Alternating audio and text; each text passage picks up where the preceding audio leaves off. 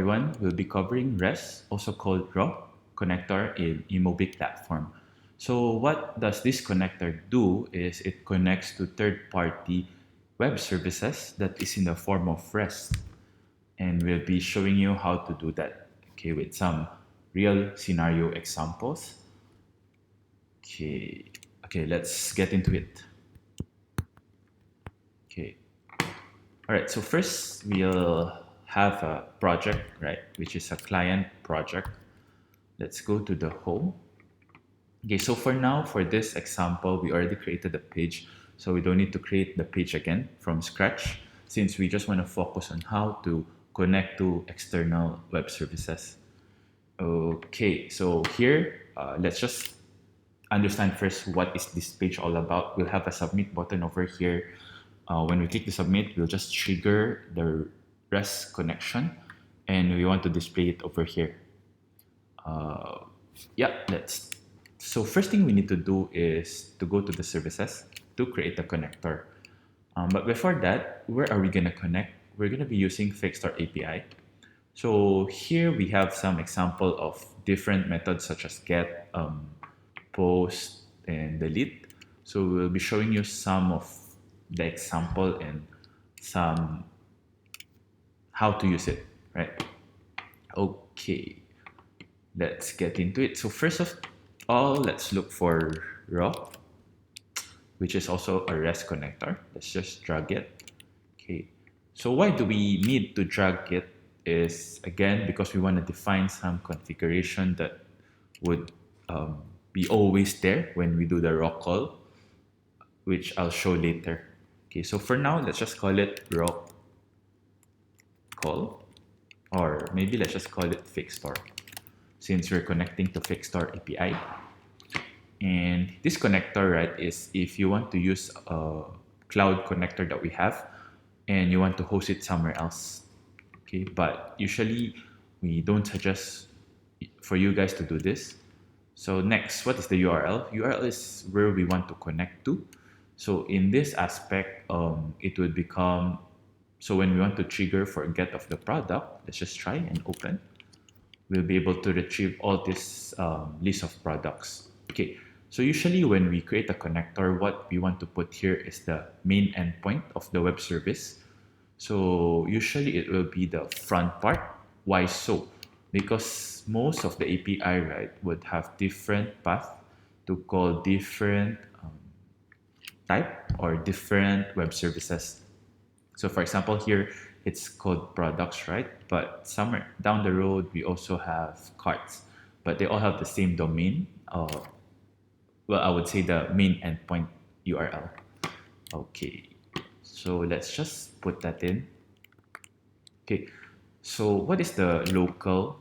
So local is to either connect directly from your mobile to the API or you want to go through the connector. We would suggest for you to use the rec. The only difference there is you need to log, right? But if you're using the cloud connector, you would have some logs, but again, it's not gonna be, it's gonna be slower. At the same time, if the cloud is down, then your application is down as well. So just use true. Okay. So timeout is, let's say we're connecting to this web services and it took like 30 seconds and still wasn't able to connect, then we will stop the call. Okay, so by default we have over here 30 seconds. So this is in the form of milliseconds. Okay, so that's it. So we can just save this page to make sure that we don't forget to save. All right, let's go to the main page. One more thing is, let's go to the global configuration and set up the page that we just created to REST API. Okay, now let's do a simple one first. Okay, so how do we call, right, is through raw call. Right, so let's just drag a raw call over here. Well, not here. Let's select the panel submit. So we want that when they tap on anywhere here, it will trigger the raw call. So let's just drag it in. And inside the raw call, we all have these parameters, right? So I want to explain what all this is. by going through some high-level description, then later we'll go through using it. Okay, so first is the connector. Connector just refers to the connector that you created earlier. If you remember in the services, we just created the connector. So we just need to select which one. You can create unlimited connector. What's the advantage of using that is we'll have a specific configuration that we don't need to keep repeating, right? We don't need to keep connecting to the same API. Yeah. So second one is the path. So path is just basically the additional path to the URL to trigger different types of web service. So example, like what I showed you earlier, it would be products or cart and so on, right? So again, this depends on the web service that is provided to you. So the third one is method. Method allows you to configure what method to use. So in the REST connection, we have all this basic one, which is get, post, patch, put, delete. If you don't put any options over the method, we will be using the get as a default, right? But if we want to use post or patch or put or delete, you need to type it out. Okay. So yeah, so the next thing is the options. So this is additional configuration to control how the call should behave, right? So there are a few things that we need to take note. So raw query, by default it is false. So if you want to override it, you just need to create a raw query, which later again I'll show it to you how. Then yeah, just put true. So if you put it to true, it will take in the parameter as it is. If not, right, it will be converted to query parameter. So next is set cookies and get cookies. So these three are in the related field. So it's all about cookies. So when we say set cookies, we enable the cookie. And we just need to put the value in the cookies option. Then also if, let's say we want to retrieve the cookies, we just say get the cookies. Right? Okay, so this one, we won't be focusing on this because usually, yeah, we won't be using this. But again, I'm just explaining it here because we have this feature over here. So next one is the info. So info is by default false. But again, if we want to enable info, we can just put true. What does this do is it's going to add another object or data within the result that would contain what happened with the call. So maybe let's say something happens and we don't know what's happening. We can just put this to true and you would see what really happened. Okay, so it's more for additional information or maybe debugging and things like that. Okay, so next is headers. So headers is literally the headers that is needed by the web services. Usually authorization happen here, example like basic auth and so on, right? Next is the data. So data is the parameters needed by the API. It automatically adjusts based on the method, which means if it's get, it will be in the query parameter like URL itself. If it's post and the rest, it will go into the body. Okay. If we need to submit a file within the web services that we want to access, then we just need to submit the file over here. And finally, the extra. So extra is the data that you want to be accessible throughout the callbacks of the raw call. This is useful when you're doing asynchronous call. We won't go in depth into this one because there's a different topic about extra. Right? Okay. So I know you need to digest all of this, so let's just try it out and see how it works. Okay. Yeah, so first let's do a simple one, which we just want to do a get. And we want to retrieve the products over here. And we just want to call things in this manner, right? So first thing we need to do is, again, drag the raw call and just click the drop down, then you'll see the fake start since we only have one connector. So for the path, since we want to access the products, we can just open the products. And again, this one, we can leave it as is. But for this example, let's just put it over here, even though this is the default. Okay, so for option, header, and data, we don't need to put anything since the web service doesn't require, which later, again, I'll show you some sample of how to use it, right? What I can show you is limited because we're just testing in a fixed store API, which is not really real use case, I mean, not real API, right? Okay, so let's go over here. And now that's it actually. So what we want to do is display the value over here.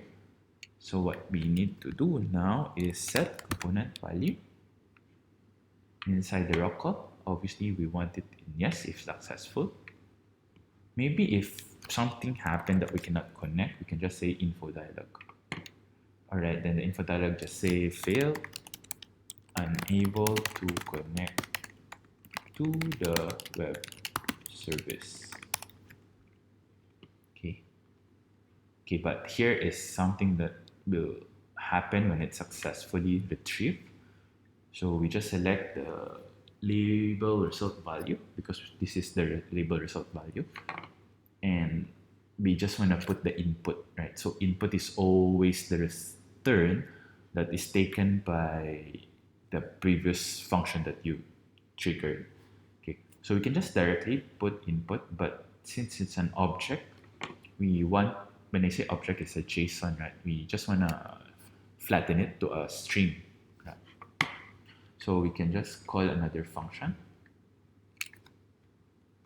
and look for JSON. So we have encode over here. Okay, and we just select input. So what we want to do is we want to flatten it to a string so that we can display it in a label. So let's just save it. Okay, and let's do the preview. Okay, so nothing happened as of now. Let's click submit. There you go. You'll see all the necessary data that you took. So you need to manipulate this to however you want it. But everything's here. Right? So this is similar when we do a direct get to the web services that we want to access. Right? So it's quite simple. So now let's try to access post. Maybe let's try to add new product, right? So add new product usually would be a post. Okay, so same thing, we'll just be using the same path. Instead of creating a new one, I'll just be using what we already created, right? Okay, so let's go back to the raw call. Here, we don't need to change anything since it's the same path. The only difference now is we need to use post, right? So let's just change it to post. Okay, as I mentioned earlier in the PowerPoint, when we are using posts, it's better if you want to take it as it is, meaning to say the data, right? So just say put the raw query in to true. So let me do that. So let's just go and select in the options, let's select function. Let's look for object, which is to object. And to object, let's just put raw query, which is this one. Okay, and then let's set it to true, right? Okay, so again, if you want to do other stuff over here, you can test it out. You can just put them over here, right? But in this example, we just want to test the raw query in. Okay, so let's go back to the main raw call again. So we're done with the options. So for header, we don't need to, but let's just imagine we need to put authentication, right? And yeah, usually it's done in the header. So again, let's just imagine, even though this API don't have it. So let's just go to the create another function.